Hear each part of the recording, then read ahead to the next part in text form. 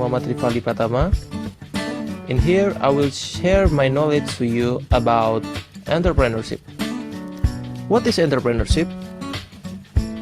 According to Joseph Schumpeter, it is destroying the old order and creating a new one.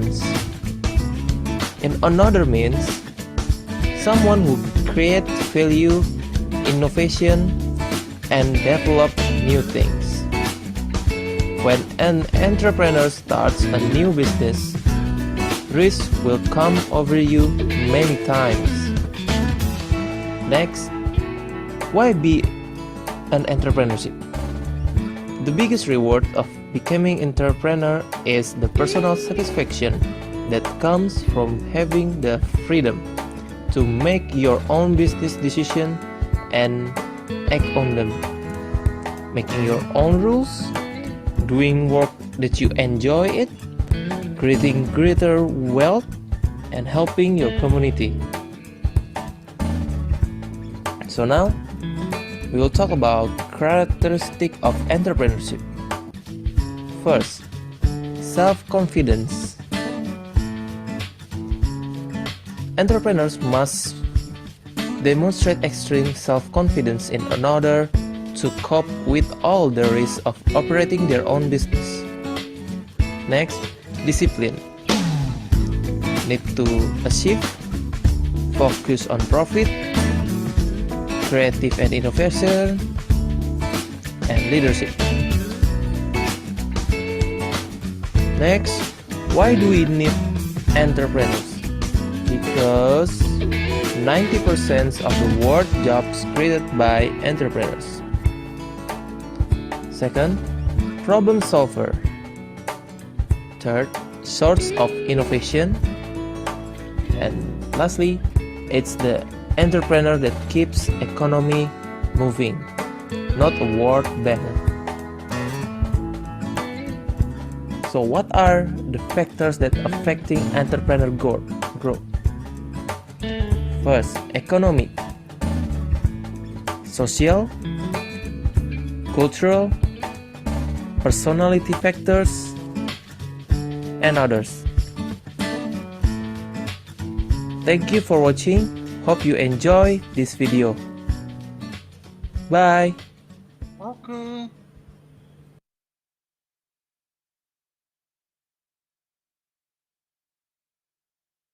Kita start again. Hello viewers, my name is Muhammad Rifaldi Pratama. In here, I will share my knowledge to you about entrepreneurship. What is entrepreneurship? According to Joseph Schumpeter, it is destroying the old order and creating a new one. In another means, someone who creates value, innovation, and develop new things. When an entrepreneur starts a new business, risk will come over you many times. Next, why be an entrepreneurship? The biggest reward of becoming entrepreneur is the personal satisfaction that comes from having the freedom to make your own business decision and act on them, making your own rules, doing work that you enjoy it, creating greater wealth, and helping your community. So now, we will talk about characteristics of entrepreneurship. First, self-confidence. Entrepreneurs must demonstrate extreme self-confidence in order to cope with all the risks of operating their own business. Next, discipline. Need to achieve, focus on profit, creative and innovation, and leadership.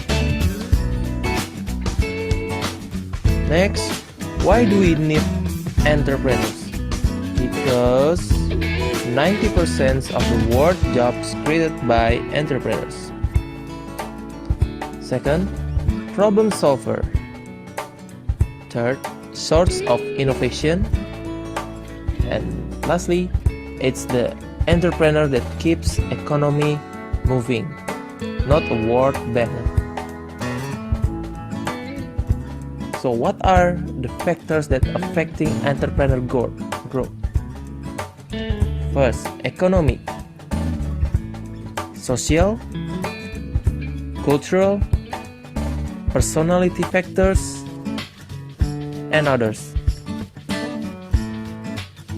Thank you for watching. Hope you enjoy this video. Okay, let's have, Bye. okay, let's have the third view. Created using Powtoon. My name is Muhammad Rifali Pratama. In here, I will share my knowledge to you about entrepreneurship. What is entrepreneurship? According to Joseph Schumpeter, it is destroying the old order and creating a new ones. In another means, someone who creates value, innovation, and develop new things. When an entrepreneur starts a new business, risk will come over you many times. Next, why be an entrepreneurship? The biggest reward of becoming entrepreneur is the personal satisfaction that comes from having the freedom to make your own business decision and act on them. Making your own rules, doing work that you enjoy it, creating greater wealth, and helping your community. So now, we will talk about characteristics of entrepreneurship. First, self-confidence. Entrepreneurs must demonstrate extreme self-confidence in order to cope with all the risks of operating their own business. Next, discipline. Need to achieve, focus on profit, creative and innovation, and leadership. Next, why do we need entrepreneurs? Because 90% of the world jobs created by entrepreneurs. Second, problem solver. Third, source of innovation. And lastly, it's the entrepreneur that keeps economy moving, not a word banner. So what are the factors that affecting entrepreneurial growth? First, economic, social, cultural, personality factors, and others. Thank you for watching. Hope you enjoy this video. Bye. Okay. Created using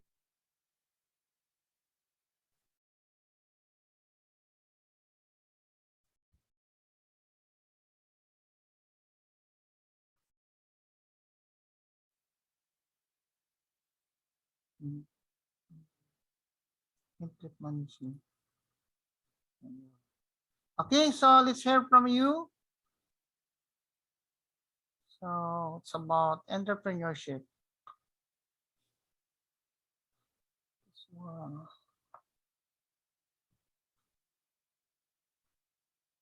okay, anybody would like to say something about your thoughts, your observation, your idea or reflection, the simple video presentation. Punta tayo sa participants.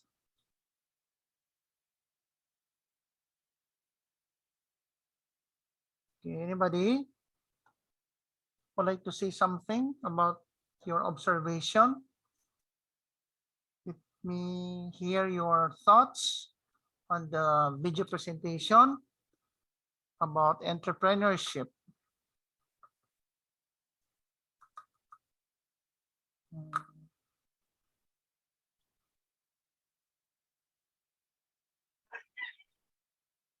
Hello, sir. Hi. Hi, Uh, hi, sir. Yeah, it's Mariani Duot. You just wanted to. To You share are about ma'am. May I know na family name, please? Hindi ko siya Duot po. masyado narinig. Marianinya Duot po, sir. Aduat? Aduot. Yes, Maria sir. Niña Duot. Okay, I see it here na. Okay, go Uh, miss. yeah, just wanted to share, based on my understanding, if you are an entrepreneur, you must be skillful, and you should know your own niche in order to be successful. Yeah. In order to be successful, you must have the characteristics. You should know about the problem solving, personal initiative, and strong integrity. And Mhm. also you have the ability to, to secure resources and innovative, and you're willing to work hard in order to be successful. Okay, thank you so Yes, much, sir. Miss Boat, of Thank you, your sir. thought. Very nice, very nice. Thank you so much. Okay, let's have another one, please. Good afternoon, sir. Yeah, this is Lilibet Cañete. Am I correct? Yes, sir. Just a simple thoughts from me in the video. For me, if you are an entrepreneurship, you should be a risk taker. Mm-mm. That's it, sir. Yes, risk taker. Totoo yan, ha? So that is there, no, on the part of the the presentation there. Thank you so much, Miss Cañete, of your thought. Okay, let's have another one, please.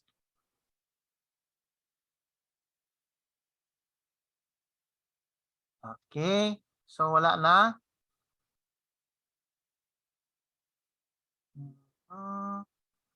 Okay.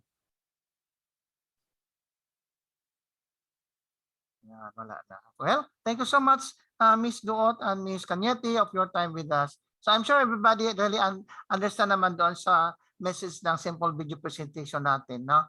Okay, so all of this really the the video presentation share with us about factors that affect entrepreneurial growth. Okay, ano bang yung mga problems or mga barriers, no, that possibly affect the business? It explained about economic, social, cultural, personality. Ganun. Totoo naman yan. And then, of course, being an entrepreneur, very helpful yan sa economy natin. Like in the Philippines, we're trying, the government is trying its best to improve our economy, also with the help of the Filipinos. Kaya nga open ang tinatawag na entrepreneurial activities sa Philippines, because being an entrepreneur, sabi dito sa sa video presentation natin, na entrepreneur always keeps economy moving. Okay, so ang dami mga konsepto doon na sinasabi niya. So meron nga question doon, why do we need entrepreneurship? So of course naman, being an entrepreneur, there is a big chance for you to express yourself, not to others. No, you can express your kaya self confidence, yung mga iba't ibang mga characteristics, yung ibang you can express yourself regarding about your wealth, no, your work, and also your rules, no, in the business organization, and many more. So our topic also, and I mean in the video presentation, it says that being entrepreneur, it's really true naman talaga na there is satisfaction. Satisfaction possibly by means of creating wealth, or satisfaction by means of earning big profit. Kasi yung main objective ng business organization is maximization of profit talaga. Okay. So then of course, being an entrepreneur, meron tinatawag tayong development, okay, innovation. So not only of creating those products, but also add on to that yung mga values, no, yung values on how to use those products and how those products affects the lives of the consumers. Okay, so continue po tayo hanggang 5 o'clock po tayo, no? Okay, so this is the cover page. So by the way, before before I forgot na, the subject management is batch 2. Okay, batch 2. So do not worry, batch 2. I'll be the one to enroll your names to our module management. I'll be the one to enroll your names to our management. So once I'm done, enrolling your names, I will have to announce to batch 2 group chat that quiz for the entrep management is open. Okay, so pwede na kayong mag-take ng quiz. And then do not worry when will be the deadline of taking the quiz. Next month. Next month. Pwede pa next month, November 30. Kasi yung ano nyo, sorry. You are batch 2, so your comprehensive exam is December 10. So the deadline of taking your quiz for the entrep management is on December 30. Pwede pa, 30, December 30 or 31. Pwede yun. In fact, I remember I wrote there January 1, parang ganun. So malayo pa. So because I understand all of you are already talaga very busy sa work. So yan, that's your yung period na to take the quiz. Okay. Now, again, reminder sa comprehensive exam, it is a multiple choice. So for me to make it safe, meron na akong siniseparate na mga terms to remember. So again, do not memorize, just only familiarize. And then familiarize those questions found in sa quiz natin. Kasi si Modo nagbibigay ng correct answer. Parang ganyan. I will have also to pick those questions as part for the comprehensive exam. Okay, so yan ang mga tip ko para sa compre exam. Okay, so let's start with our discussion. Okay, moment. So the second slide is about the entrepreneurial process. Okay, so this is what we call entrepreneurial management. Okay, so yung isa, yung entrep mind, iba naman yun yung konsepto ng entrepreneur, yung behavior, motivation, etc. doon. So ito naman is management concept with regards to entrepreneur side. So entrepreneurial process, it is a process that can occur in different settings but changes due to the diversity that exists among private, corporate, and social contexts. So in other words, the entrepreneurial way of doing activities, nag-iba-iba siya because of the different changes that occur in the economy. So if you are in the private, so possibly there are ordinance or yung mga laws na regulations rather that affects the business. For the corporate also and social context. So we talk about mga norms and culture kasi so if ever affected ang business, there you are, mag-iiba naman yung mga proseso doon. So we have 4 distinct phases of entrepreneurial process. Sabi dito, identification and evaluation of the opportunity. So in other words, as a person to enter into being an entrepreneur, first thing to do is identify what kind of business that you're going to enter. Kasi as you remember in management, there are 3 types of business organization. You have the sole proprietorship, the simple one. Then you have the higher than that, you have the partnership, and you have yung pinakamataas na talaga yung corporation. So identify, pag gusto mo yung sole proprietorship, the easiest one, then find out what products you are going to produce. For example, what product, kung talagang mag-entrepreneur ka, you're going to create a product kasi entrepreneurship yun eh. If you want to become a manager, it's only to run your own business, pwede din. So you are going to have in your mind what type of product or products you are going to create or what type of business you are going to manage. And then evaluate. Pag sinasabing evaluation of the opportunity is find out what are those opportunities that you have in your hands that you could possibly say, I am ready to be an entrepreneur. So ano kaya? Meron ka bang mga technologies? Meron ka bang mga tinatawag na people who will work with you? Do you have an idea who are your suppliers of the raw materials? Do you have an idea about the capitalization? So, adaming mga factors to consider. Di ba? Okay. Number 2, development of the business plan. Itong business plan is described as the Bible of business. Imagine Bible of business because yun ang guide. Yun ang guide mo. So, nandoon yung mga, yun sabi plan nandoon yung sinasabi ko kanina sa number 1, yung mga opportunities. So, yung mga, everything that needed to form into a business organization. Then determination and evaluation of resource requirements. Okay? So, ano ba yung mga resource requirements na yan that your business to become legal? For example, you need permit, you need mga assistance of this mga ano kaya, consultant or ano kaya. So, resource requirements. Then implementation and management of the resulting enterprise. That is the work now of the owner of the business to run his own business and then implement yung mga tinatawag na mga policies niya in that sa kanyang business organization niya. So 4 distinct phases of entrepreneurial process. Proseso yan so that your business will grow and then become competitive in the market.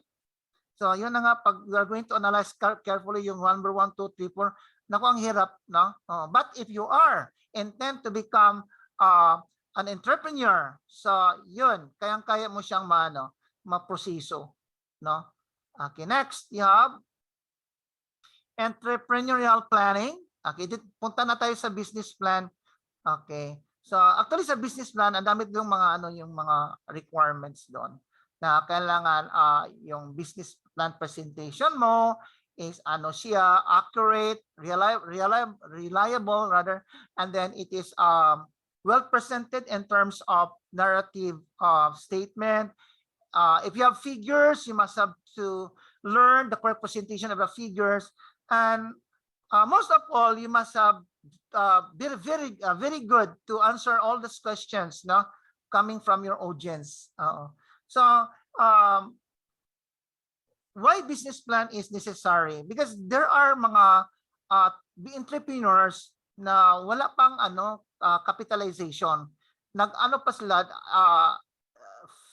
nag-find they are looking for somebody to be an investor of his own business. So what he is doing, yung entrepreneur, ay he's selling his own business plan to somebody else or to the group. So yun, pag nag-click yung business plan niya, the way he presented it to the audience, it might be one investor will be interested to be part of his business. Parang ganun. So yun namang merong tinatawag na merong capitalization already, kailangan din ng business plan kasi that is the guide, no, on how to run the business. Okay. So in the preparation of business plan, ang dami yung mga so I just select na nga yung mga important na lang. And of course, all of those important din naman talaga. So you have the creating and building a successful enterprise requires effective planning. Okay, we know that already. According to Trust and Estates, the process of developing the necessary strategies is important. Okay, so in planning, pasok din diyon ang mga business strategies natin. The process and the discipline required in putting this in writing and makes the thinking process more effective, giving the venture a better opportunity for success. Yun. So one factor that impacts the length of the plan is its purpose. So you are very good sa pag-explain about the purpose of your business plan. And then any spelling errors, ito na spelling errors, mathematical errors, number not making sense, or poor graphics impact the evaluation of the plan to some extent. Kailangan you are very careful about the presentation of this.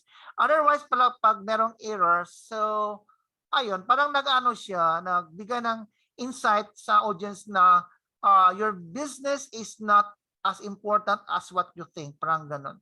Or you are not ready, no, about the business plan that you are presenting to them. So kailangan pala clean, easily to be understood yung mga presentation mo. A knowledgeable investor will easily discern whether the plan was written, at least initially, by the entrepreneur or prepared externally by someone else. Ayun. Kaya nga careful talaga itong entrepreneur na magpe-present ng kanyang business plan because yung audience really sila skillful in terms of knowing ito ba business plan na ito ay gawa-gawa lang niya or somebody else prepared for this or it's really true prepared by him, rin ganun, no? So yun, so kailangan very careful talaga yung entrepreneur.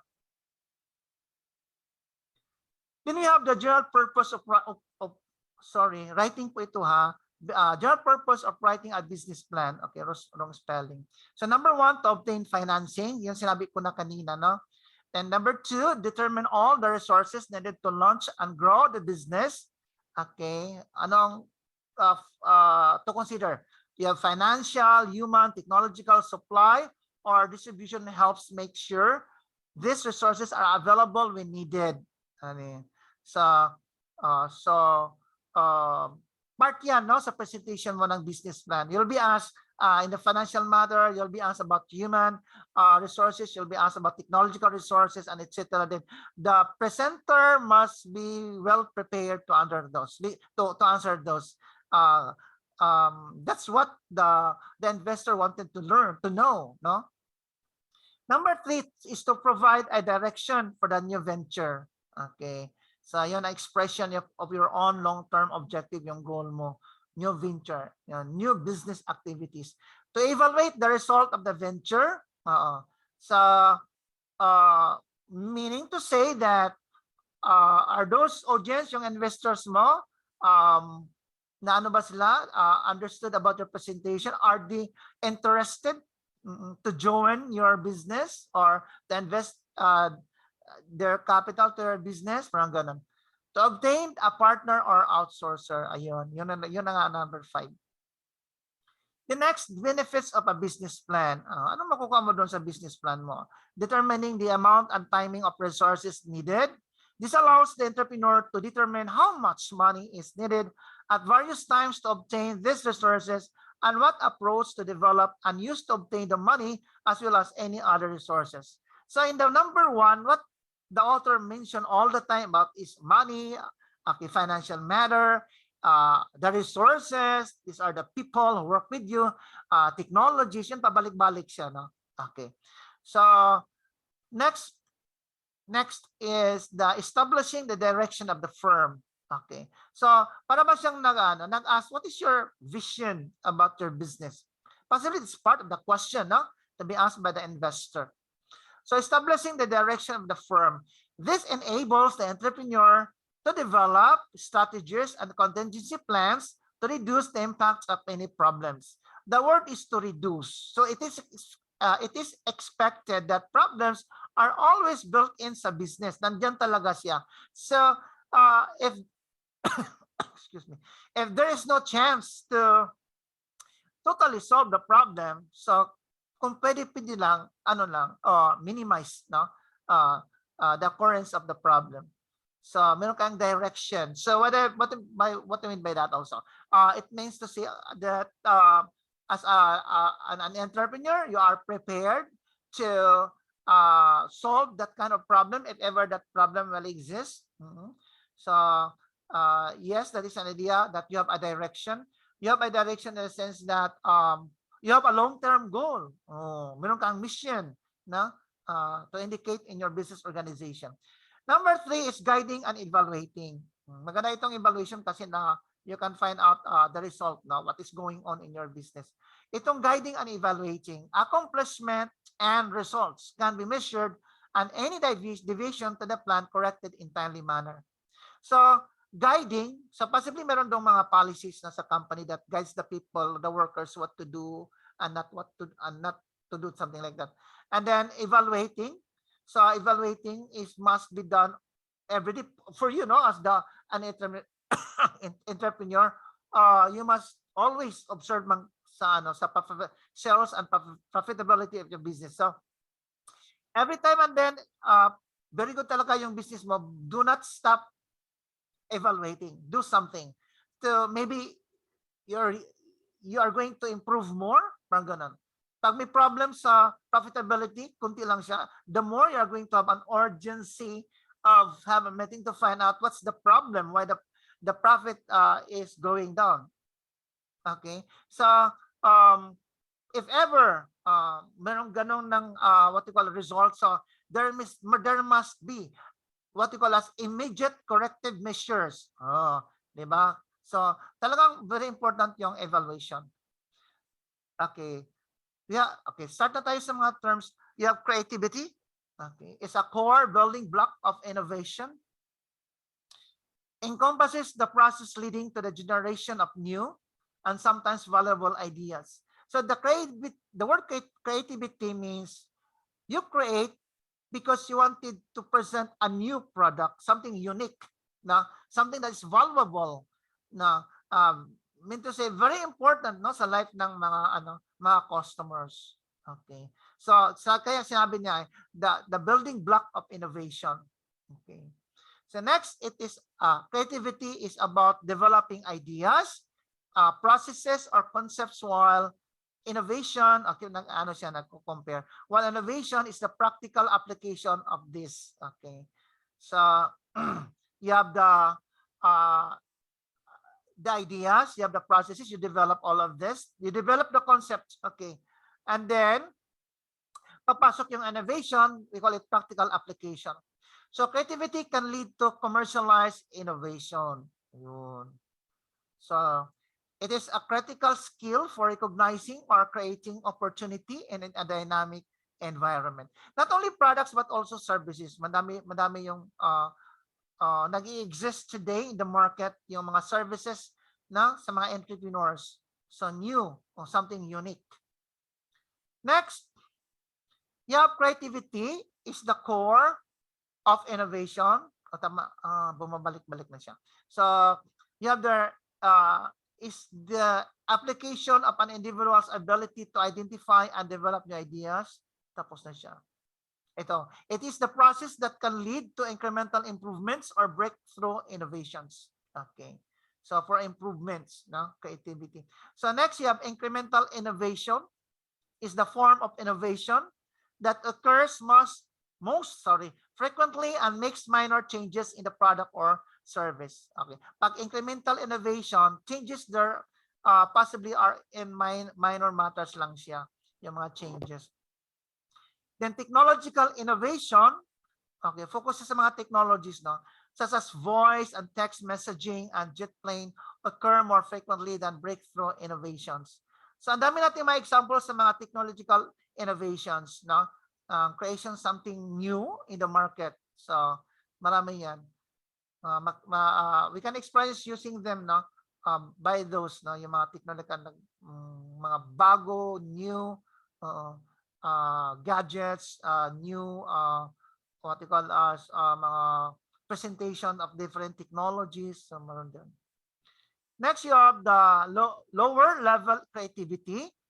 Okay, lower level siya. Frequently involves incremental modifications and adjustments of an existing idea or a combination of two or more previously unrelated ideas in a novel and useful way. Okay, so dito naman, so pag you're going to consider this factors na belong sila sa lower level creativity. Pero pag pupunta kayo sa higher level creativity, involves more breakthrough contributions. So yung creativity niya is parang mas yung effect to the needs of the consumers. So maramihan ang there are many of these clients who could possibly use this, no? So higher level creativity.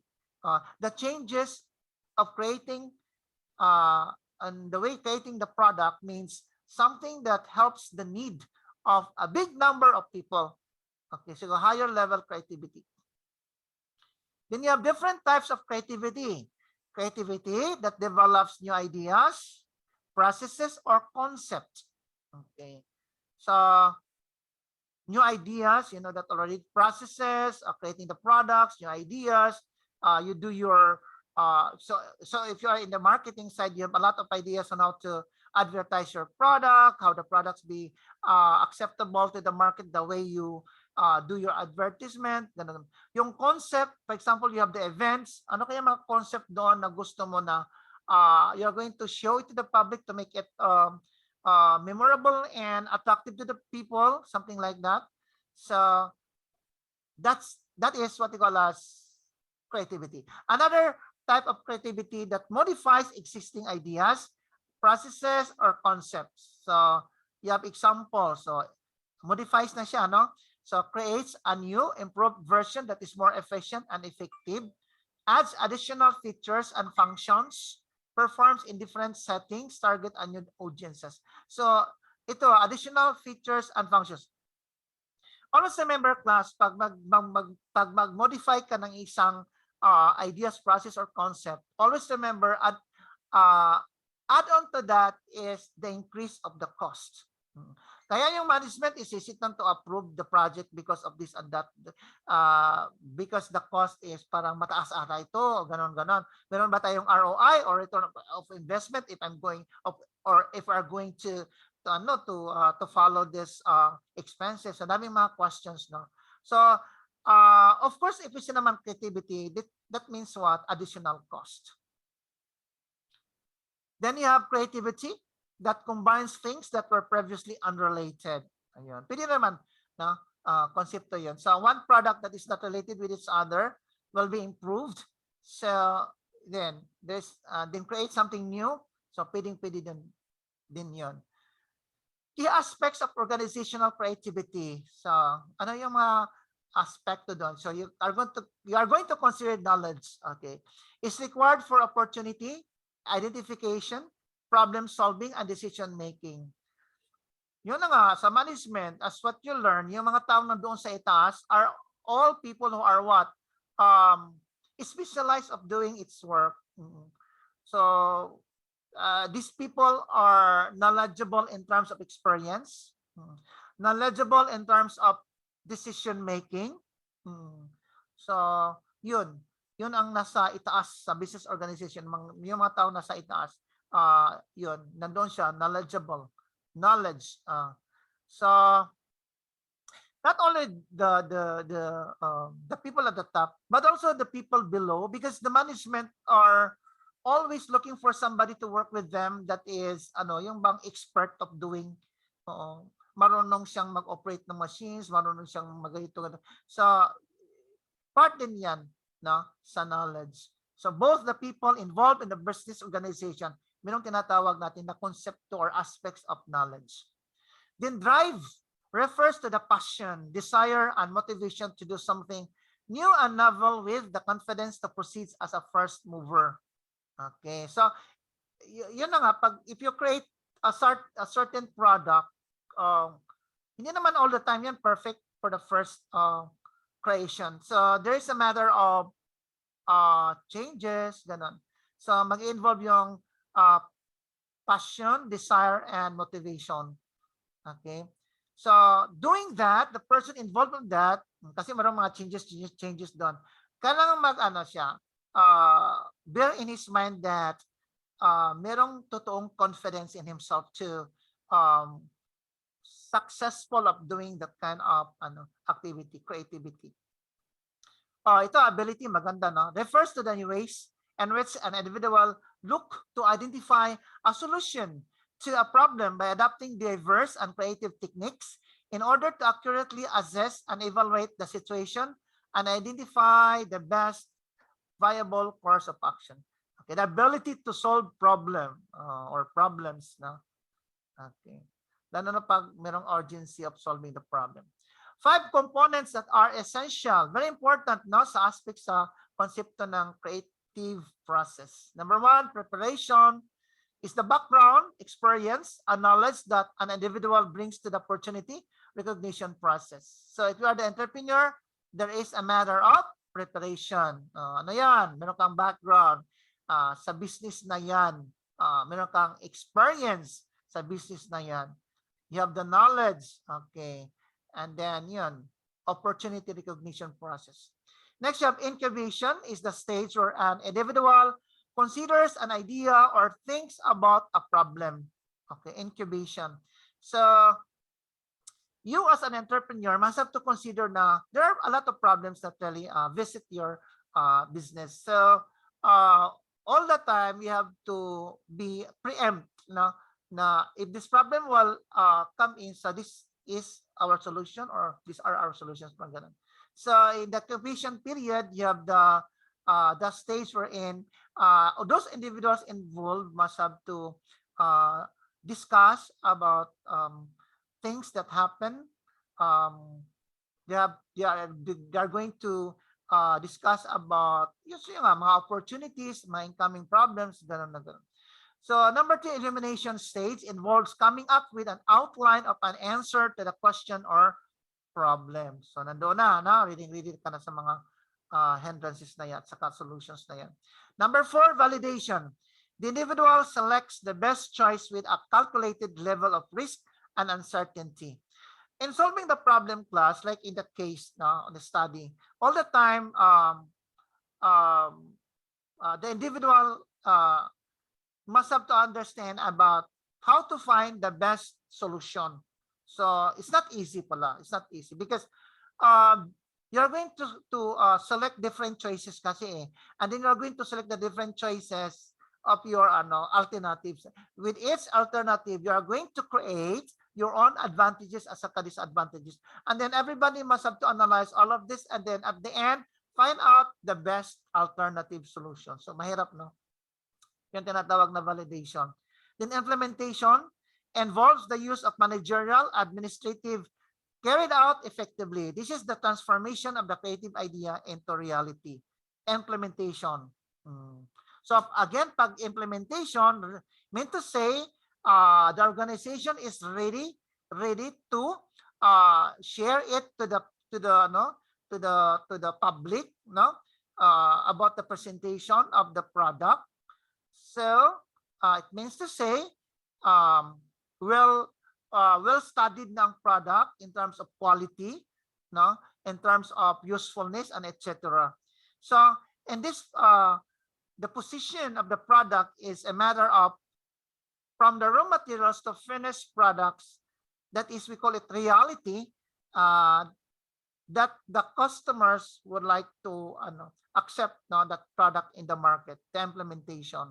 Kaya pag very good ang result ng implementation, okay, yun, profitability na yan.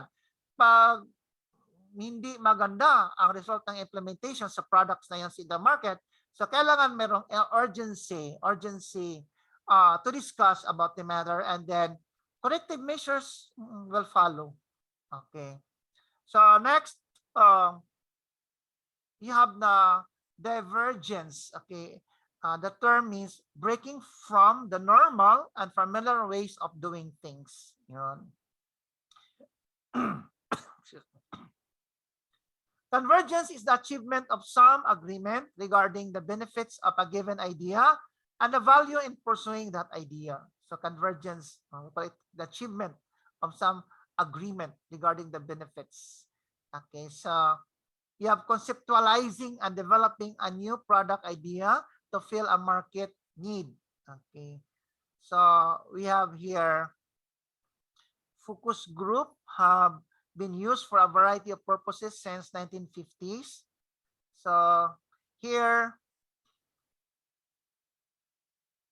to generating new ideas, the focus group is an excellent method for initially screening ideas and concept. So that is what the focus group is expert, okay, in generating new ideas. Brainstorming method stimulates people to be creative by meeting with others and participating in organized group experience. The brainstorming session should be fun with no one dominating or inhibiting the discussion. Okay.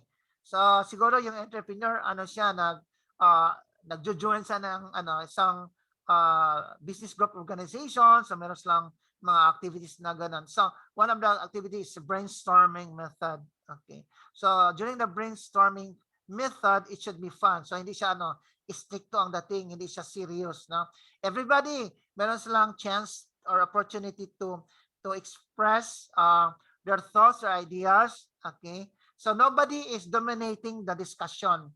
Everybody merong tinatawag na participative part in the brainstorming method, so that everybody also will know what those experiences or ang dami mga factors on how the products created, the effect of that and what are their solutions, something like that. So brainstorming method. And brainstorming, meron daw rules need to be followed. Okay. Number 1, no criticism is allowed by anyone in the group. No negative comments. Okay. Para lang kasi pag magni-negative comments yung participant, hindi na fun ang brainstorming. So meron ng gap no between.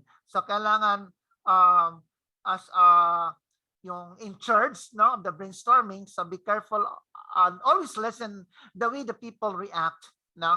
So no criticism. So free willing is encouraged. Okay. So free willing means always merong tinatawag na voluntary participation. So the wilder the idea, the better. Ayun. So just for a fun moment talaga no. Quantity of ideas is desired.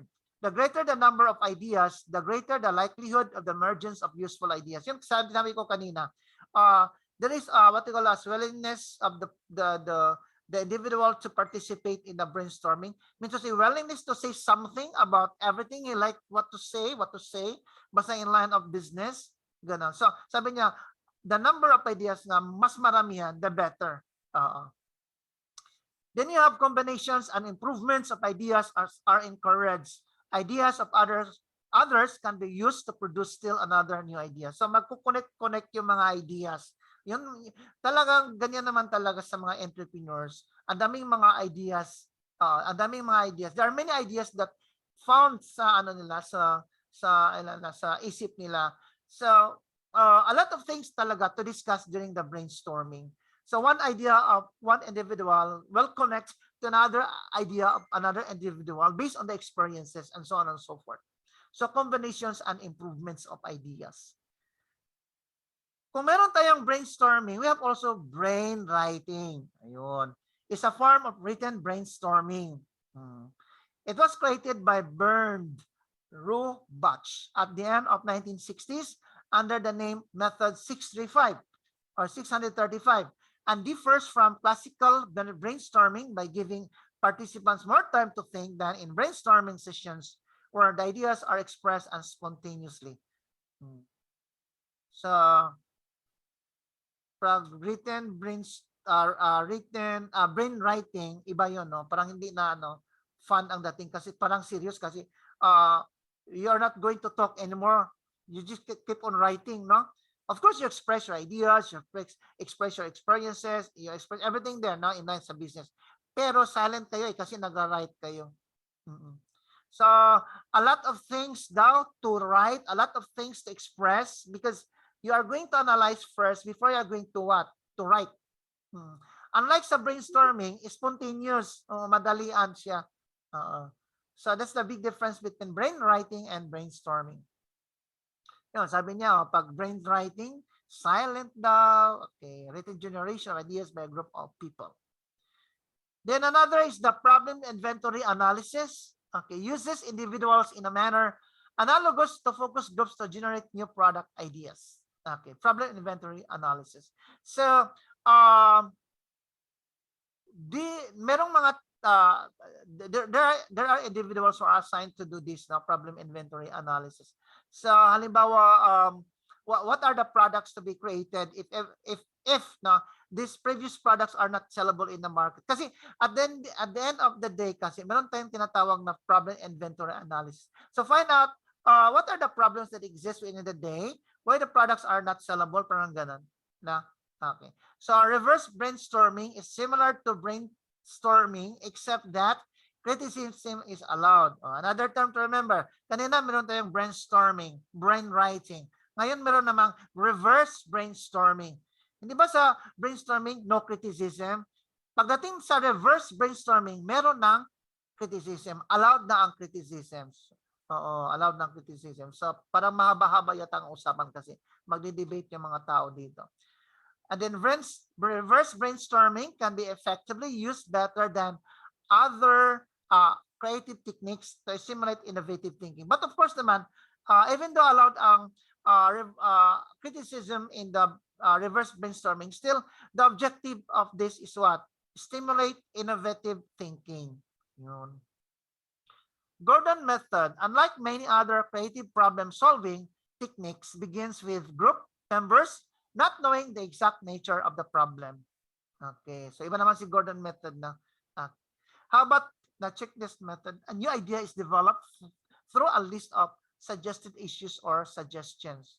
So mahababang usapan ito kasi list of related issues or suggestions. So if you are many there participants, so you are going to spend there a big number of hours, no, kasi babasahin mo yung mga issues, saka yung mga suggestions, mga ganon. Free association, one of the simplest yet most effective methods that entrepreneurs can use to generate new ideas. Free associations. Yung sabi ko na, I'm sure, I don't know if I shared it with you na, pag entrepreneur ka, kailangan meron kang business organization na part as a member ba? Oo, as a member. Kasi based on that organization, kasi meron kayong mga meetings, meron kayong mga webinars, meron kayong mga training seminars, and of course naman mag-always attend ka, no? Sayang naman pag hindi ka mag-attend. You're a member on that. Every time that happens na merong ganun na mga activities sa business organization, it is positively it adds additional new ideas for you as a anong tawag ini, entrepreneur. Yung sinabi natin na problem inventory analysis, reverse brainstorming, brainwriting, Gordon method, checklist method. All of this class also generate or produces new ideas, no? And it helps the entrepreneur to become a better entrepreneur in the future. Ayun. Okay, next you have forced relationship. Okay, sabi dito, as the name implies, kasi force siya is the process of forcing relationships among some product combinations. It is a technique that asks questions about objects or ideas in an effort to develop a new idea. So as an entrepreneur, you want to know what are the ideas that will happen if one product that are one product to another product, you force to to combine them. Ano kaya mangyayari, parang ganun. So ano kayang reaction ng mga consumers, mga ganun. So it is a technique, no, that asks questions about objects. So you have collective notebook method, a small notebook that easily fits in a pocket containing a statement of the problem, blank pages, and any pertinent background. There's another method to use to let you create new ideas about creation of the products. Okay, how to improve your business. Okay. Next, you have attribute listing. Is an idea finding technique that requires the entrepreneur to list the attributes of an item or problem and then look at it from a variety of viewpoints. Okay, so finding technique. So you have the list of products and then find out which one here is number 1, number 2, number 3 needed by the customers. Okay, so you have the idea now what to produce, but once you have the classifications of your responses. So big dream approach, yun, to coming up with a new idea or requires that the entrepreneur dreams about the problem and its solution. Okay, so maganda ba ito? Magdi-dream ka ng mga problems. Okay. And then its solutions. Pwede naman siguro, no? Lalo na pag season ka na lang, you're a seasoned entrepreneur. Siguro yung entrepreneur dreams about the problem. Ibig sabihin siguro dito na you are thinking ahead. Okay, you are thinking ahead. What will happen to your raw materials? Tataas ba ang presyo nito? Bababa ang presyo nito? Parang gano'n. Then, of course, built in with that is the solutions. Okay. Think big. Maganda siya. Think big. Yan nga sabi ko minsan lang umingiti yung mga entrepreneur. Kahit walang siyang trabaho, nandoon yan, nag-iisip. Think big siya. You know? Then you have innovation. Okay. Thomas Edison reportedly said that innovative genius is 1% inspiration and 99% perspiration. Well, that's according to Thomas Edison. So siguro yun ang result ng findings niya sa study niya. Yun. So you have major types of innovation and decreasing order of uniqueness. So yung innovation in a short way of knowing it, parang changes na. Changes based from those nga kini-create mo. Oo, sa innovation. Breakthrough innovations, okay, includes such ideas as, sample lang siya, penicillin, the steam engine, the computer, the airplane, the automobile. So, ang dami mga examples, hindi lang ganyan. No? So, breakthrough innovations na ang tawag doon. Yung examples na very important ba sa life ng tao, very important sa activities ng tao. Okay. How about technological innovation? Occurs more frequently than breakthrough innovation and in general is not at the same level of scientific discovery and advancement. Kasi ano siya, more on technological concepts siya. Occurs frequently. But, kasi every time gumagamit tayo ng ng mga computer, so yung mga taong involved in the creation of that kind of product are always looking for changes, about the characteristics and so on and so forth. Then you have ordinary innovation is the one that occurs most frequently. Ayun, na always daw ni mong ma-observe na makikita. Ordinary innovation, yung mga changes. Okay. So, excuse me. Let's go to the next. Design thinking is a new approach to create breakthrough innovation and promote high-performance collaboration. So, it's not easy talaga pag you are there in the creation of the design kasi mag-iba-iba kasi pag you are going to create a certain design of that particular product, pina-approve mo pa yan sa kasi if you are the yung bang you are only an employee sa company, so you create this product, the design, and then after that you go to the higher positions for approval, and then after that discussions about ba ito, approve, disapprove, or make changes. So marami yung But if you are a sole proprietor, and then I'm sure design thinking is not a problem because nobody will criticize about your product, hindi ba? Ang lang dyan, the one who will give the final decision whether it is acceptable or not are your customers. Sila mag-decide dan. How? Pag maraming sales, okay, approved sa panglasa ng customers. Pag higher inventory, low sales, so ibig sabihin, hindi siya approved, no? Sa need or panglasa ng mga customers. So design thinking is a new approach to create breakthrough innovation and promote high performance collaboration. Okay. Next, you have some common organization issues develop the following barriers or problems to the successful implementation of design thinking. So ano yung mga issues? Common organization issues, yung mga problems ba? No? So you have lack of management. Ayun. So yung sabi ko na kanina, you are the employee of the company, you assign in this particular work about design, ganun. And tapos you are done, and then for approval sa management, ganun. But what happened? Lack of management commitment.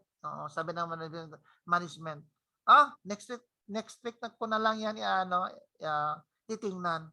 Just leave it sa table ko, parang ganun. Lack of management commitment. This barrier is a significant one that occurs in organization. Top-level management must openly endorse and practice design thinking. Ayun. So, dito sa number 1, nag-a-advise yung author na kailangan as the person at the top daw sa organization must give importance about the practice of design thinking. Yun. Number 2, lack then permanent indicators. The lack of a quantifiable framework to measure the output of design thinking makes it difficult for some organization to accept and implement it as a problem-solving methodology. Okay, lack of permanent indicators. Then resistance to change. Ayaw ng change. Ayaw niya mag-change tayo. The management say, oh no, we will not change that. Okay, as is lang yan. Parang ganun. So, talaga is a problem in the organization. So, resistance to change as with anything new, people and organizations are resistant to change even when they think it is a good thing. I remember long before, when I was a long time ago, yung emergence of computer in the business organization. Oo. Yung bang first appearance ng to use computer sa office ba? Oo. I remember I work with that office na. The company was not willing to use computer ganon kasi it is costly, and then there's a training and this and so on, so etc. So to find out na the business is not anymore competitive in terms of immediate gathering of data, immediate participation of the people involved in a certain project, something like that. Kasi mag-meeting sila on call physically. The others are not around because of this and that.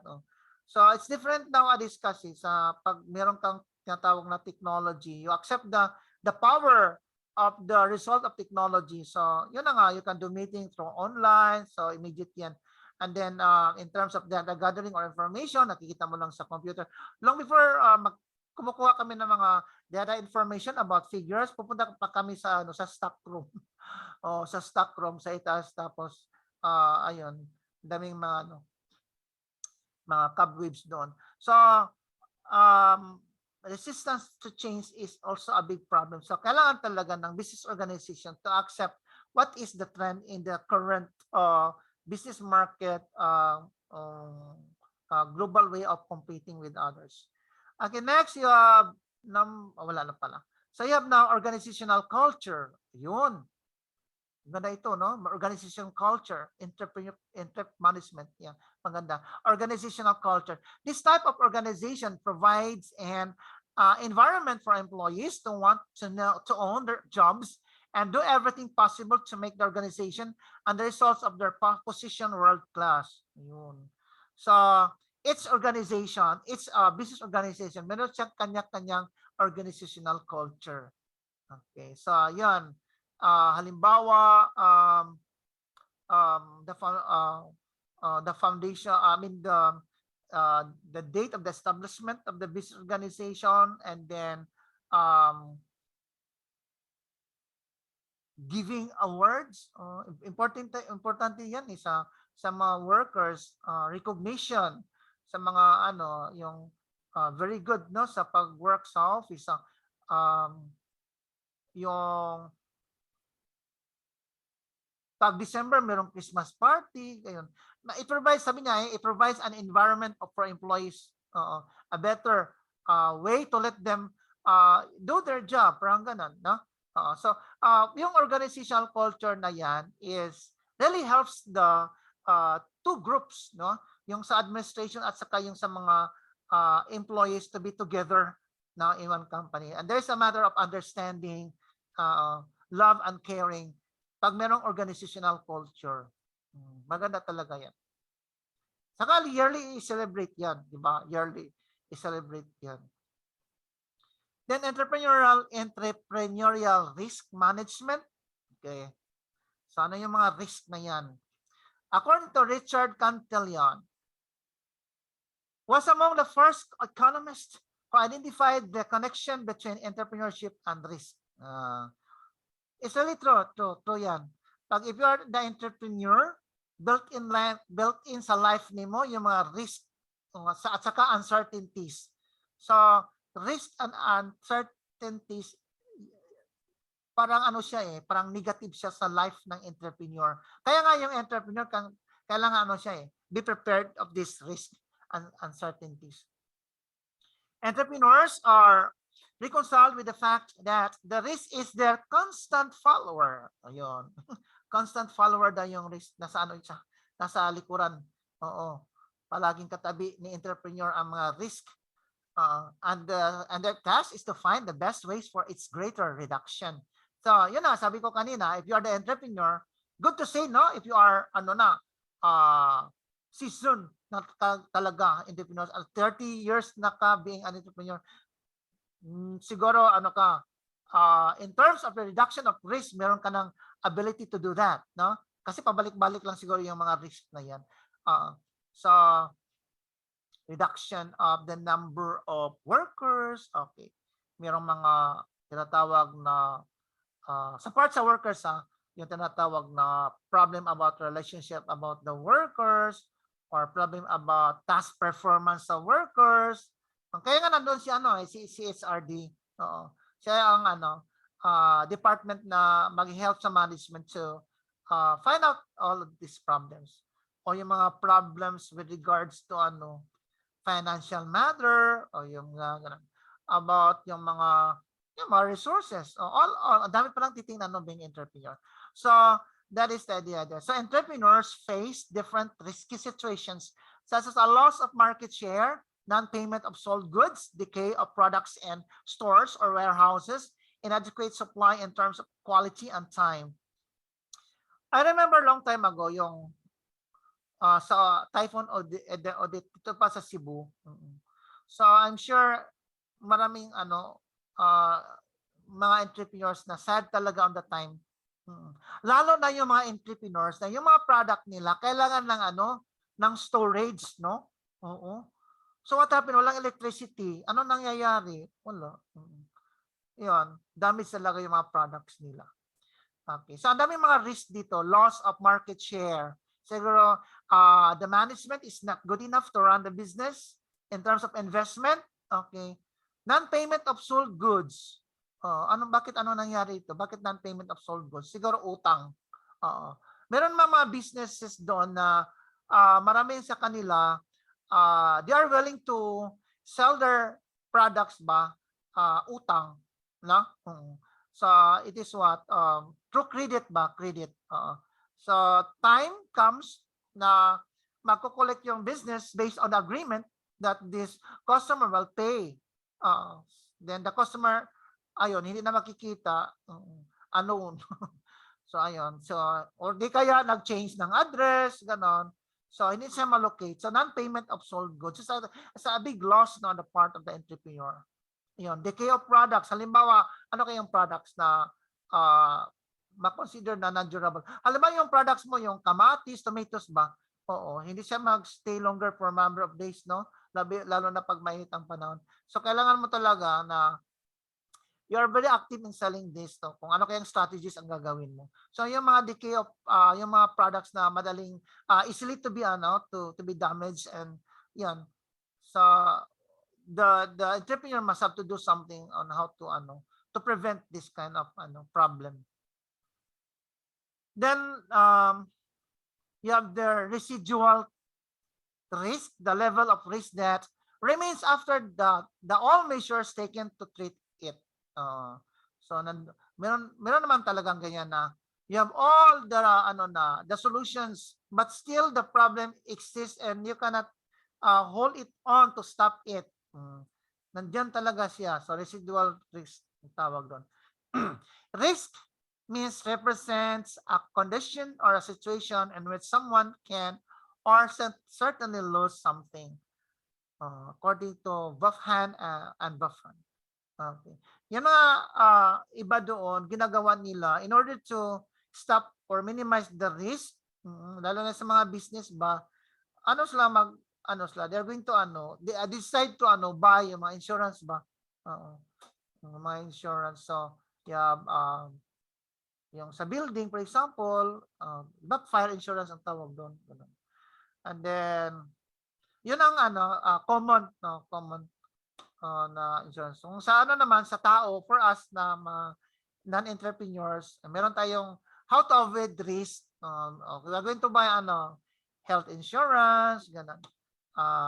Life insurance, mga ganun.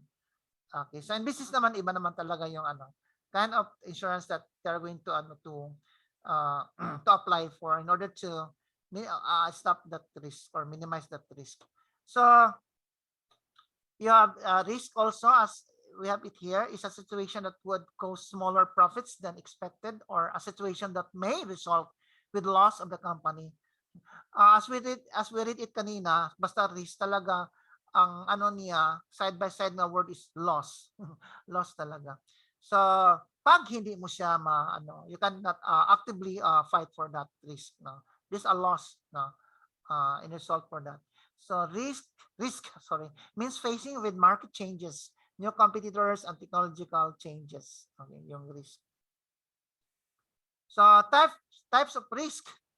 Pure risk when it cause or sure loss, or a situation that it is in break-even points and it always unpredictable. Ano kaya mga pure risk na yan? Pag darating daw yan, we consider the break-even, meron daw break-even point. Or yung situations that are unpredictable. Very easy lang. Ano kaya mga situations na gano'n? Halimbawa, Typhoon Odette, unpredictable yan. How do you know? Sabi ng pag-asa, ano lang siya, ganito kahina. Paggabi na, sabi niya, malakas na pala. In a matter of hours, lumakas na si Odette. So, ayun na nangyayari. Meron mong risk. Okay, risk. Doon naman sa Luzon, nandoon si Typhoon Carding. Sabi, yung typhoon is ganito lang, kalakas. Later on, ano ba yung, meron ng additional news na, malakas niya sa si Carding. Super typhoon na siya. So, yung mga tao doon, hirap-hirap to transfer para ma-save yung life nila. Next, you have speculative risk when the risk is pure. Pure siya. The entrepreneur faces with those situations in which can only lose, while in a speculative risk they can lose or can win. Ayun, speculative siya. Para bang mo na siya, expected na darating na siya, then you do something to to make decisions on how to minimize the risk or para mawala yung loss mo. Speculation. Fundamental risk, unavoidable. So hindi mo siya talaga, you cannot escape. When it occurs, includes all companies which operate in a respective country or community. Unavoidable. Halimbawa, yung country is responsible or number one producer of a certain raw materials.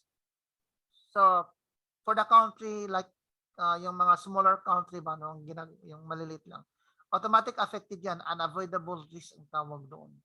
Financial risk due to a certain investment, the entrepreneur puts at risk an important part of his capital, which usually comes from the savings made as a result of any activity in the past. Financial risk. Remember, sabi dito na if you are going to invest your money to the for business, kasi dalawa yung types of savings. Dalawa yung types of savings. Yung isa, there are two types of investing your money. Okay, sorry ha. There are two types of investing our money. So, kasali ako dyan. So, tayong lahat at ako. There are two types of investing our money. Number one, you invest your money through business. Di ba? So, meron kang friend, gusto ko invest yung money ko, ganito. So, itong profit ko at the end of the month, ganito. The other one is, if you not have the idea to go into business, then you decide to deposit your money to the bank for savings. Okay, maganda naman yun. As long as yung bank na you are related, you are part of as a depositor, siya, very strong in the market. In other words, talaga siya, the goodwill is there, and then the investment of that company or bank is very good. So yun. So financial risk, So career risk, the topic that is often discussed is that how an entrepreneur will be able to find a job or to return to their old jobs if the business will fail. You can possibly, pwede siyang i-relate sa concept ng unemployment. Pwede rin. Kasi, just like in the, yung di ba sa pandemic for 2 years, sa ang daming nawawala ng trabaho. That is what we call as career risk. Career risk. So, merong mga company naman na very good naman talaga, nagti-take care sa kanilang mga empleyado, sa binibigyan ng mga how na hindi sila mawala sa company because of that loyalty. So the company helps ng parang ganun. So career risk, they are part of us. Kaya nga I understand the ITF program also, one of the yung tinatawag natin na parang solution ba? Oo, sa career risk. Hindi ba? Pag makatapos makagraduate kayo sa ATIAP, what will happen? Meron kayong diploma. Oo. Meron kayong TOR saka diploma. Oo, that's a big a document for you to survive, no? Against career risk. Halimbawa, halimbawa lang sa example lang. That company, okay, because of competition, ayun, nawawala na siya sa business world. So, okay, wala na trabaho ganun. But because you have the diploma, you have your TOR, you have your knowledge, you have your learnings, so, o diploma na lang kaya or yung TOR, pwede kang maka-apply kung saan man gusto mo.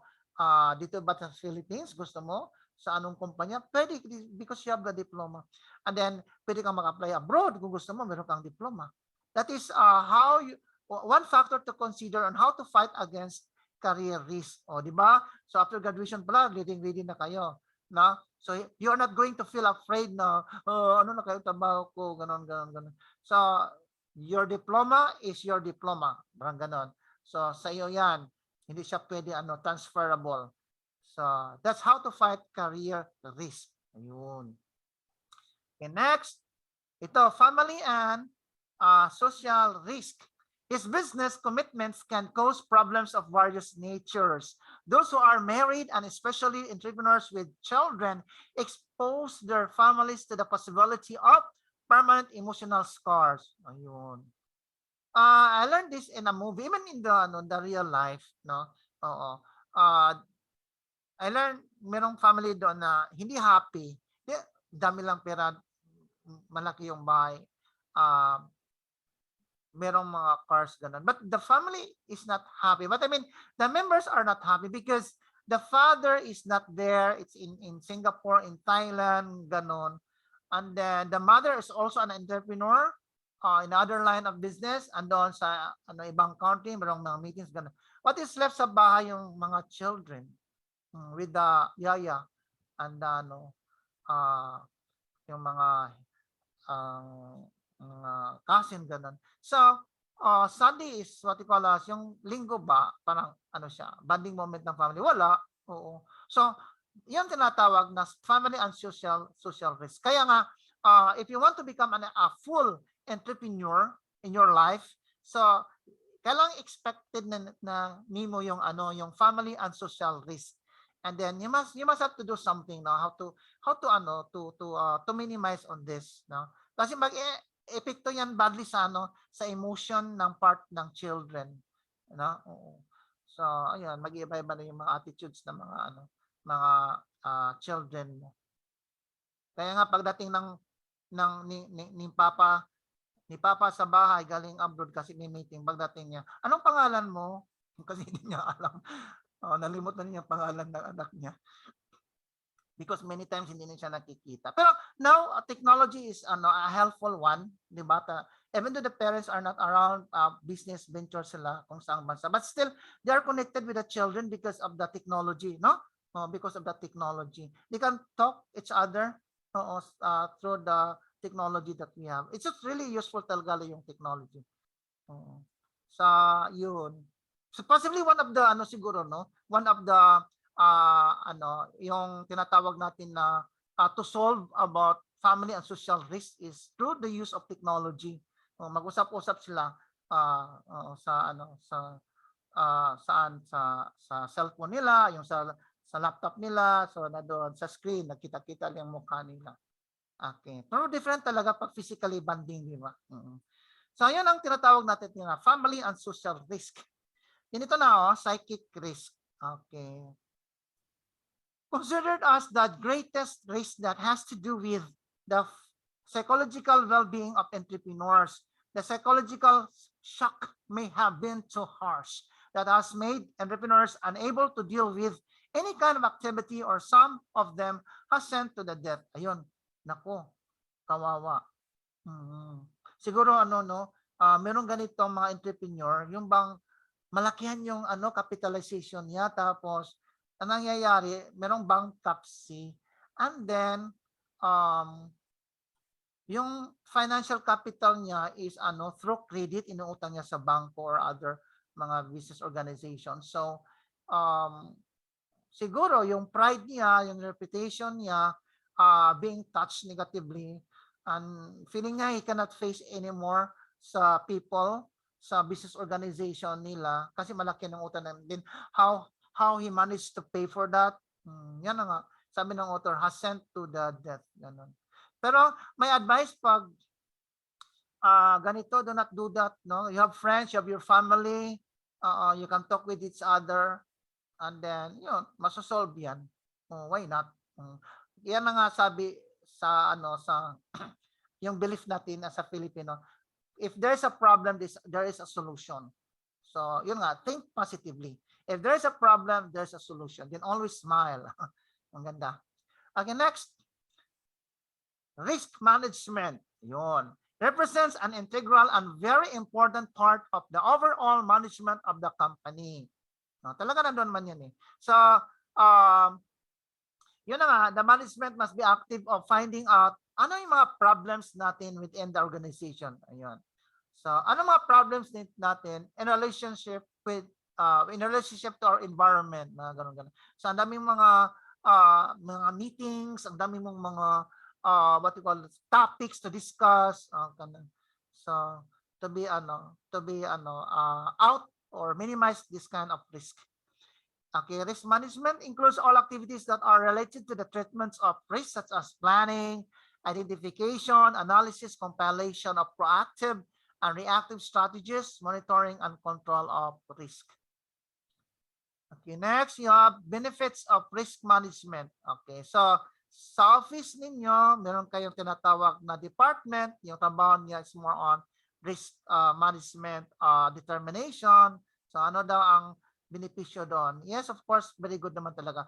Treatment of negative situations enables companies to reduce the probability they to be occurred, and if they occur, it will greatly reduce negative consequences. Ayun. Enables to accumulate large amounts of data and information from the external and internal environment, which contribute for a better, better decision-making process in a company. So pag merong risk management, yung company natin, so talaga, the decision-making process is talagang better ang effect. So there is a better, what we call this, consideration about changes of the decision making. So before having the final decision, so there must be a thorough analysis. Yun, part yan sa work ng risk management people in charge over that. The number 3 contributes to improve the reputation of the company. Reputation. Kasi pag you are away from this different risks that we mentioned, so the company will be in a good position. In terms of profitability. So, yun. Maganda yung goodwill niya. Enables the company to better identify and exploit opportunities in the market. Yes, because every time and then yung mga tao nandito sa risk management involved ay palaging always talking about risk. Always talking about solutions. So, the company can be better enough to identify this 2 months from now, ano kayang risk na darating? Ito. Sige, anong solusyon natin dyan? Ganun. So, there you are, the company is ready to face all of this risk. Then risk identification, the entrepreneur should precisely identify which risk need to be treated. So, meron namang company doon or entrepreneurs na the list of the risk, nandoon yan. And then magtatanong siya, ano kaya doon ang unahin natin to solve the problem? So which one there is the priority risk to discuss? Okay naman yan. So it is very important for the company and must be implemented promptly. So there is what? Urgency to discuss that risk and implement any solutions particular risk that being mentioned. Then you have now in order to a risk to be identified properly, the entrepreneur should know the components associated with that risk according to Ramadani and his research. Okay, ano yung mga risk components dito? You have events, okay, something that happens as a result of the risk source, such as the expansion of the competitor, of a competitor to the entrepreneur's operating area or bringing a new law by the government that affects the entrepreneur's business. Yung mga events. Halimbawa, I remember also a long time ago na, even in the city, na I observed that. Meron kasing mga, yung sinasabi kukunti or small size, ito na lang. Meron kasi mga small size businesses, yung mga small size department store, mga ganun. Nag-exist sila long before, maramihan talaga, maramihan. Then the event came in, yung existence, nag-exist yung malakihan, big business organization, yung mga mall, yung mga malakihang department store nga, 3 stories, ganun. So what happened on that? Okay, ayun, nawawala. Oo. Sad to say, nawawala yung mga yung mga small business. Yung iba doon ano na lang, decided to sell that to other big businesses. Para bang inano na nila, sinasurrender yung business nila. Okay. Because of the event, no, the event. And then maraming example aside from that, no. Yung sabi niya, the law by the government. Yes. So affects the entrepreneur's business. Okay. Halimbawa, anong law kaya? Ito, law, halimbawa, taasan yung buhis or tax in this yung mga businesses. Din sabi ng mga business owners, bakit babayad kami ng malakihan? Wala kaming sales. Walang kuryente for 1 year. Sa halimbawa lang, halimbawa. So, yan. So, consequences, the result or the impact on the company, stakeholders and assets, such as the loss of market share as a result of competition or the decrease of the profit as a result of a new law that runs tax increases. Ayun, sabi ko kanina, ang taas ng yung business tax, then yung sales ng entrepreneur, ang liit-liit lang, ang kunti lang. So, ayun, consequences yan. Oo, consequences. So, merong tinatawag, yung mga ganon, yung mga unpredictable na mga events, no? So, yun, whatever the result, merong flood, halimbawa, flood. Ayun. So, consequence there, loss of business. Kahit sabihin mo pa, yung business namin, okay lang, meron na kaming building, there's no damage. But how about your sales? How about the people? How about your loyal customers? Nandun, yung bahay nila nagiba. Wala nang tutulugan. So, paano sila bibili? Wala na silang money to buy, to use to buy your products. So, consequences. And then reason, what and why. Why a change, deviation, or distractions is occurred, such as the failure to forecast the actions of competition or government decision. Yung sabi ko na while ago na forecasting is very, very important on the part of the entrepreneur. Kailangan yung entrepreneur is wise enough to learn, to know, even an estimate lang, okay na yan. To find out what will happen next month, next 2 months, or next quarter, or next year, or this coming December, parang ganun. So, meron siyang tinatawag na negative effects, positive effect. Then, what are the reactions or something to do with that? Okay, so, all of this, tinatawag natin na forecast. Forecast. Kasi pag hindi nagfo-forecast yung entrepreneur, the result is failure. Bankruptcy talaga. And yun, papasok yung konsepto na, sad to say, workers are also affected because of that failure not to forecast. The actions are, if the problem exists, the actions are not effective because the company is not ready for that problem, because the company does not involve in forecast activity. Ayun. Lalo na sa competition, no? Or yung sa government decisions. Next, you have control and its level of efficiency, undertaking of activities such as training, market research, and market surveillance. Ayan. So ito, market research. Okay, malaki yan ang dito. Financial matter to consider, as well as market surveillance. And when and where, the time and the place a risk can be occurred, approaches with regards to a risk identification. Okay. So sabi ng pag-asa, yung typhoon, super typhoon, maglalandfall dito, ganun. So, lugar natin yan. So, what are we going to do? Parang ganun. So, So approaches with regard to risk identification. So we have ano yung mga approaches? Two approaches pala, sorry. Number one, retrospective approach is related to the risks that have occurred in the past, is most often used and is easier. Okay, retrospective, no? So yon. So parang na-studied na, no? It occurs from the past, then if it will happen again, then these are the things that we're going to do. Then information sources about retrospective risk are risk registers from the past, audit reports, customer comments and complaints, previous surveys and interviews with employees and clients and media.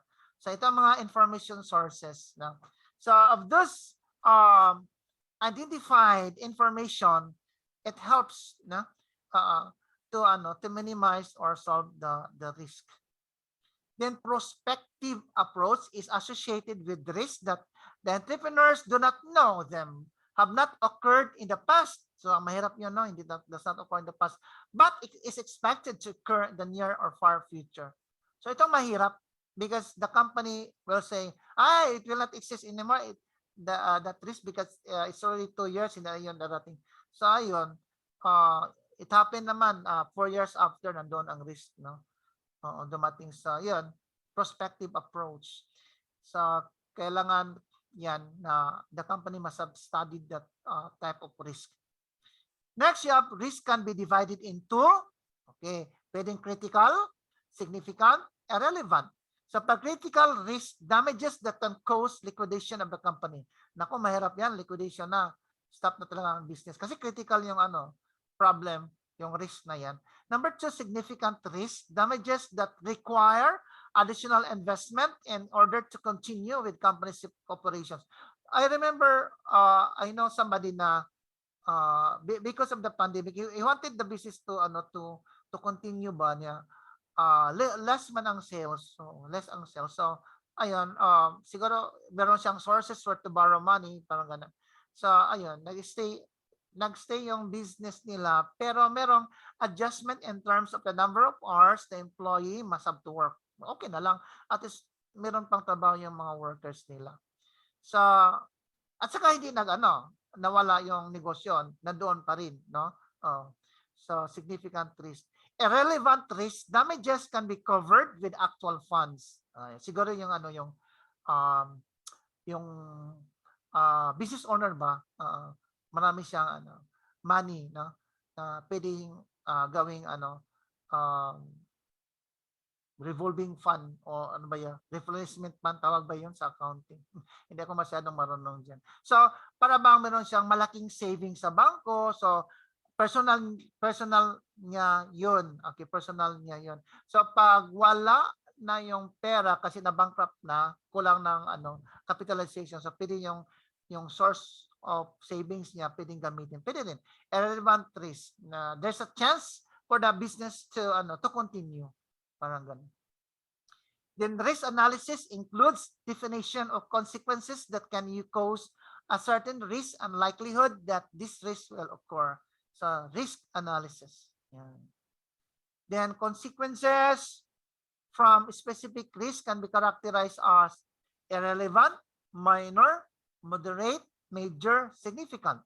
Ayan. Pag irrelevant, the risk doesn't impact changes in the company's goals and objectives. Pag minor, the risk can be treated with existing resources.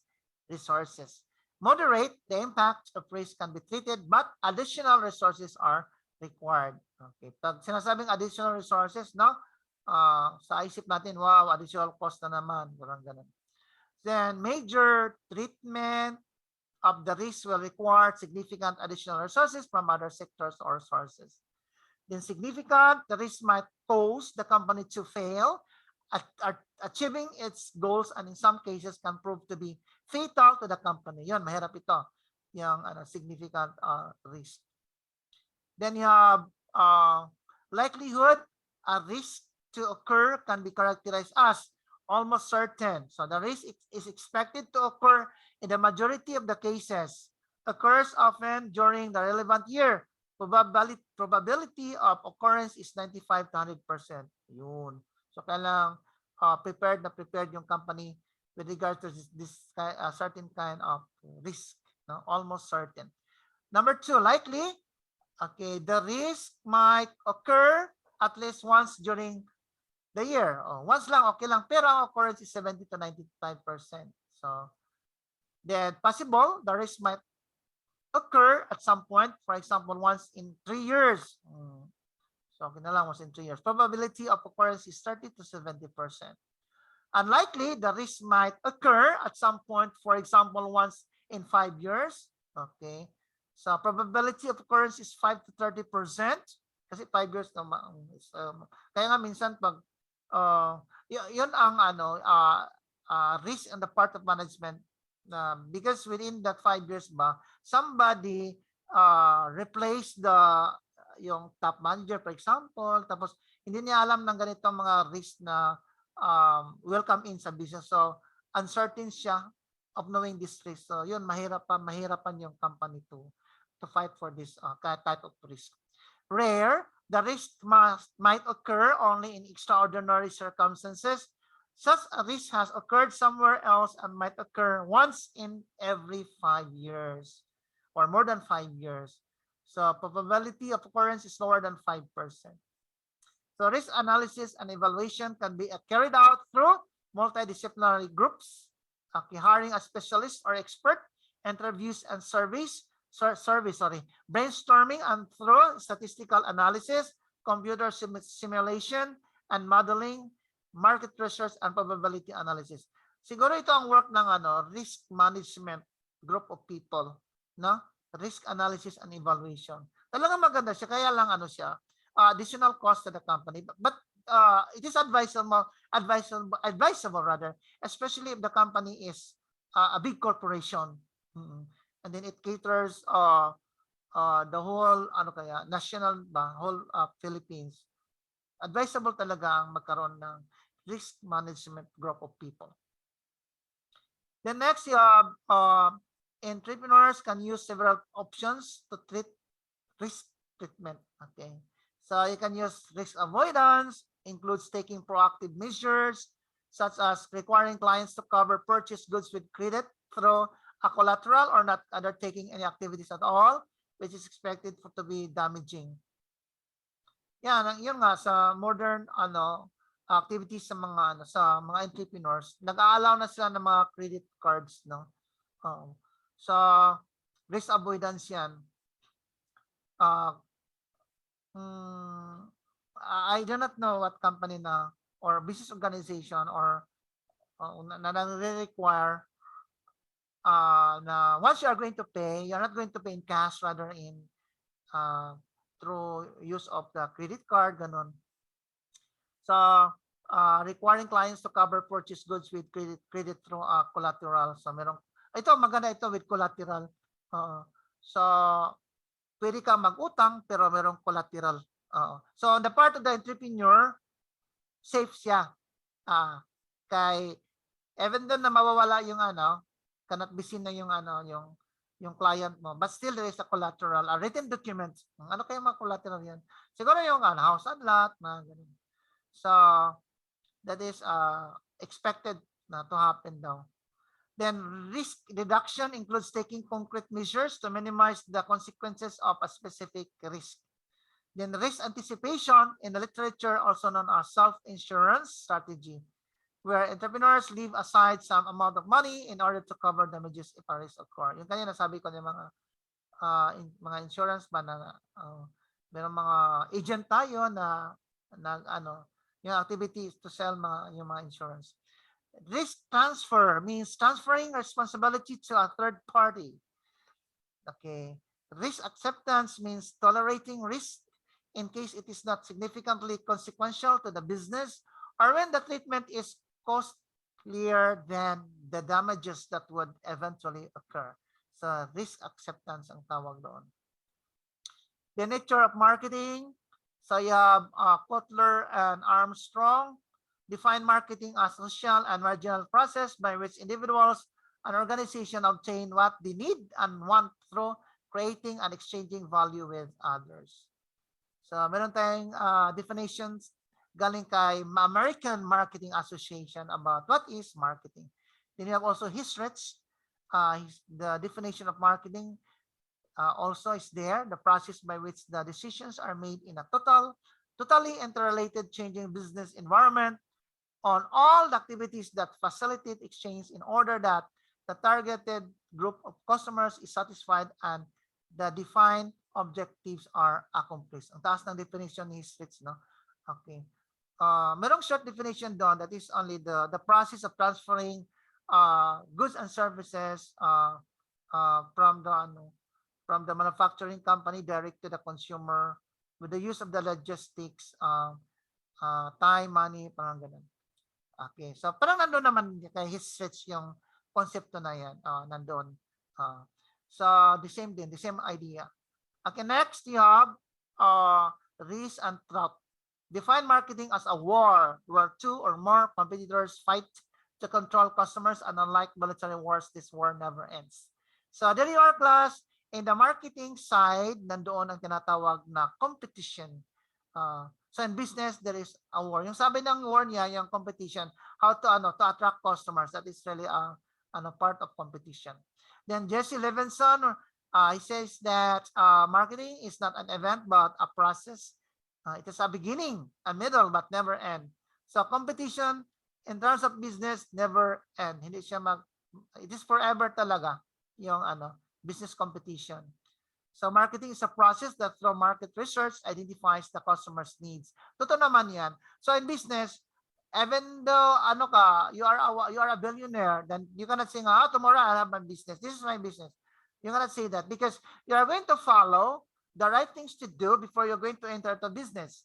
So you're going to answer the 4 or 3 questions like how, what, for whom, ganon. So find out the needs, the basic needs. Number 1, kung ano yan. Then after that, you are going to start your own business, create your own products, and so on and so forth. So it's not you, It's not you as the owner of the business to decide, itong produktong yun gagawin nyo without asking questions, about your prospect customers. Kaya nga pag tapos yung produkto, you're going to sell it to the market, ayun, it's not acceptable by the customer. So, logi ka, ganun. So, make feasibility study first or market study before you're going to create your own product. Then you have the primary task of marketing is to identify what the customers need. And the need is something basic, elementary that a man requires in order to survive. Okay, yun na is already, So, yung mga need, ano yung need natin? So, yeah, food, clothing, shelter. Yun talaga. So under this, maraming mga sub-needs doon sa food, clothing, at saka shelter. Ganun. So demand is related to a specific want and the ability to pay for it. Market is a place where the exchange of products, services happens.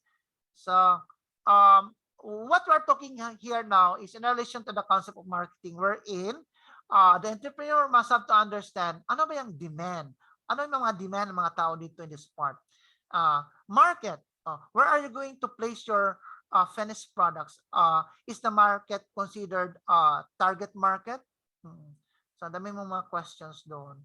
Then we have digital market where there is no physical locations where the buyer and sellers meet but sales transactions are conducted via the internet. Yung sabi ko kanina, during the pandemic, maraming tao nagbi-business din, pero online selling sila. Hindi sila nag-meet face to face. So ano lang sila, yung ayun, siguro meron sigurong face to face, pero ano na siya, distribution na. Unlike long before na or even now na we go to the public market, face to face yun ka sa yung seller. So here, yung seller during the online selling, the seller is there far from you. You can see it through the screen na lang. So you make conversation. Then after that, distribution. So somebody will come to your house and then deliver the products. Digital market. Market segmentation focus on a group of customers who can be differentiated by age, gender, education, income, religion, lifestyle, and many more. So doing this, for example, sa education, so about notebooks, market segmentation, anong mga notebooks na kailangan ng mga junior high school, sa senior high school, sa college. So if you are professional, anong notebook kaya you are going to create ng ganun. Market segmentation, you are going to identify your customers in terms of income, pwede yun. Pwede. Lifestyle, pwede. So marketers are those who should identify the customer's needs and desires, provide products and services in the market. Okay, inform customers about product services offered, choose in which market to offer these products, services, and look answers about the markets. Reactions with regards. So ito yung tinatawag na responsibilities ng marketers, no? And then environment, okay, includes all the factors, external and internal, which directly, indirectly influence the activity of the company. So meron tayong tinatawag na micro environment at saka macro. Pag macro environment includes natural, demographic, economic, political, technological, legal, and socio-cultural factors. Macro. So micro includes the company's suppliers, intermediaries, customers, competitors, and the public. No? So in macro environment, something difficult kasi ano siya maramihan. So in terms of political, ang dami kayong proseso doon. So sa legal, sa technological. Pag micro, easier to communicate, easier to transact because you know already sino yung supplier mo, sino yung mga intermediaries mo. So micro ang dating, micro environment. So marketing tools, instruments, merong 7 P's. Okay. Product, price, place, promotion, people, process, physical evidence. 7 P's of marketing. Long before, originally talaga, yung piece of marketing, 4 lang. Yung product, price, place, then promotion. Because of the emergence of the importance of marketing in the market, so merong i-add on, you have the people, the process, and the physical evidence. Yun. So 7 na sila, 7 P's of marketing. Then meron tayong tinatawag na 4 C's, no? To manufacturers, wholesalers, and retailers. Halimbawa, customer solution, customer cost, customer convenience, communication. Ito, talagang napaka-attractive yan sa parts sa mga customers. If these customers feel about the 4 C's, yung meron siyang problema, then call the manager, then you express your complaint, tapos madalian ang yung solution. Ayan, makikreate yan yung tinatawag na loyalty to the business, so the customer keep on going back to your business. Okay. Customer cost means kasi hindi masyadong mataas ang presyo ng produkto mo. Convenience, okay, 2-year of this kung saan ba nakatira yung mga tao, yung maramihang tao. Then communication, so yung lot of this very important talaga. Then product represents the first element of the marketing mix. Okay, yan sinabi natin kanina. Ito number 1 product. Number 1 talaga siya sa 7 P's of marketing. Product should possess this characteristic, should be sold fast and easy, should have an acceptable price for the manufacturer and the customer, should have high quality, be competitive in the market, and be patented. So mostly yung sinasabi niyang products, yung mga siguro yung mga gadgets or technologies. And aside of that, marami talagang example tungkol sa products, no? So ito ang maganda, high quality. So something durable for many years to use. Then brand is a name or symbol, design or combination of all 3 through which a product or service is identified. Tayo mga Filipinos talaga, marami yan sa atin na maganda ang tingnan nila yung brand, no? Yung merong name at saka trademark, parang there's a pride of wearing that kind of product na merong brand name at saka o kaya trademark, di ba? Then packaging is concerned with the design and manufacture of products with wrappers, which protect the product from any possible damage and make it more attractive to customers. You go to a department store, I'm sure pumupunta kayo sa mga department store, di ba nag-iba-iba yung mga packaging nila, no? Nag-iba-iba. So labeling is closely linked with the packaging, which aims to inform customers about name of the manufacturer, content of the product, date of production, expiration. Yung labeling, always natin makikita pag bumibili tayo ng mga products nandoon sa Sa grocery ba? Grocery yun. Halimbawa, bibili ka ng ano. Anong bibili mo? Milk. Okay, for example, milk. Meron dong manufacturing date, expiration date, pangalan ng company, pangalan ng products andon, labeling tawag doon. Then price represents the amount of money. So we know that already, no? Several methods to set the product services price. So you have the methods based on cost. So you set a price based on the cost. So magma-mark up ka doon, no? Add-on ka para makakuha ka ng konsepto ng price. A marketer should have information about fixed costs. They remain unchanged regardless of the volume of production. Variable costs, they change according to the increase or decrease of production volume. Total cost, the amount of fixed and variable costs. Being an entrepreneur, you must be very careful about your fixed cost because it's really it's really difficult to change it kasi fixed siya eh. Halimbawa, nag-rent ka ng office, 5,000 pesos. The contract is good for 3 years. Then it found out na your business is not doing good. So you need to find another office na mababa lang yung fixed cost. You cannot change it kasi yung contract mo to stay on that is good for 5 years. Kung talagang i-force mo yan, so I do not talk what happened kasi mayroong contract siya eh. So fixed cost ang dating. Pag variable, easy to change siya kasi halimbawa, rent, halimbawa yung water expense, yung electricity expense, pwede naman siyang ma-change o merong cost cutting ang dating doon. Then markup, ayun, sabi add-on, no, cost. Then break-even point, no profit, no loss. Then pricing based on customers. So meron naman mga entrepreneur na maganda ang loob. Okay, lower the price because yung mga consumers natin baka hindi nababalik. So let them feel that we still care for them, we understand, parang ganun ba? So the price is lower by, 1 peso compared from the others. So parang ganun. Okay na rin yun to keep your customers still there in your company. Conjoint analysis according to this technique as the characteristics and benefits of a product are presented and described to customers. From them is required to set a price for that product. Conjoint analysis. Experimentation. A product service according to this technique is distributed across several locations, okay, and offered at different prices. True naman talaga.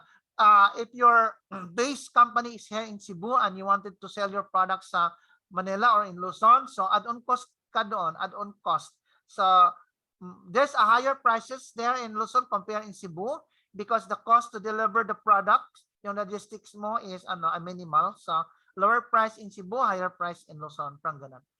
Economic value customers. The economic value of a product for a customer is usually associated with the benefits and reduced cost of using that product. So once the entrepreneur will sell a certain product, okay, a service, people or consumers are willing to buy naman eh pag they found out na, mataas ang presyo, but it is durable, okay, go ahead, I will buy. Parang ganon. So, the benefits of using it, no? Marketers can use 3 pricing strategies. Skimming pricing strategy means determination of higher prices compared to the competition. Mataas ang presyo compared to your competitors. Okay, penetration pricing strategy is based on setting of lower prices compared to the competitors. So if you'll be asked as an entrepreneur, ano kayang strategy ang gusto mo, you'll have to follow the skimming pricing strategy. Higher the price compared from the competitors, or penetration strategy, a little bit lower the price compared to the others. People are doing this. I mean, entrepreneurs are doing this. They lower the price, but only minimal. For example, 14 pesos. The price of the product is 14 pesos. For the other one, yung price niya is 13 pesos 0.99. Ayun. Yung sumadahin mo yung around of 14 pesos din. That is a strategy, no? Add number strategy. Imagine 14 pesos. Yung sa iba 13.99 or 13 pesos and 99 cents. Ayun. So magandang strategy. I'm sure people will have to go that entrepreneur nga merong 13.99 compared sa 14. Okay, distribution includes the providing of the product service in the right quantity, right place, and right time. So, yun, sa logistics yan.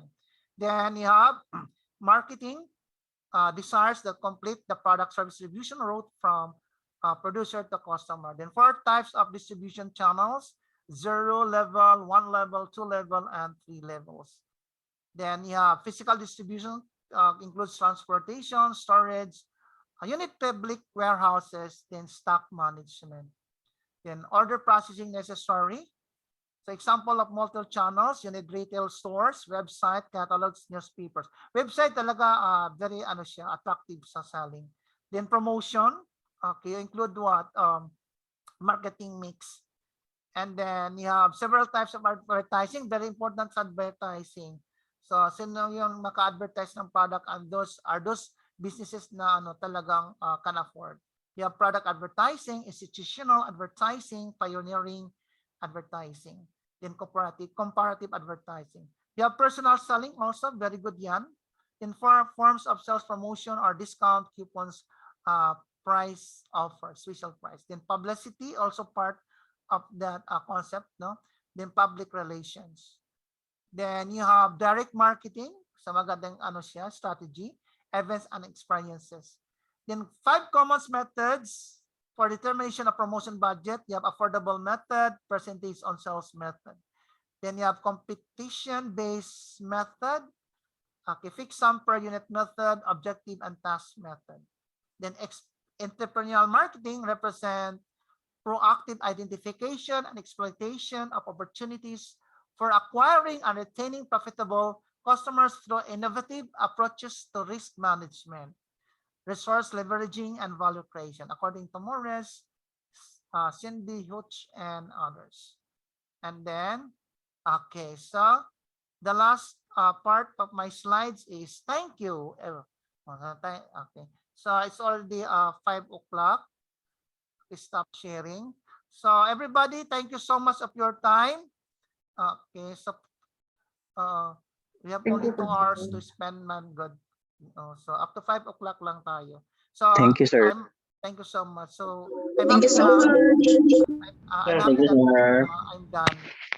Okay, Thank you so everybody, much, tayo? sir. Big smile tayo for our picture taking. Okay, nurse, please help us for the picture taking.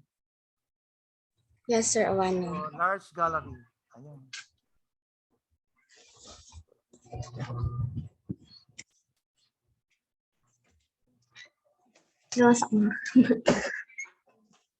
Okay, we have 2 slides here.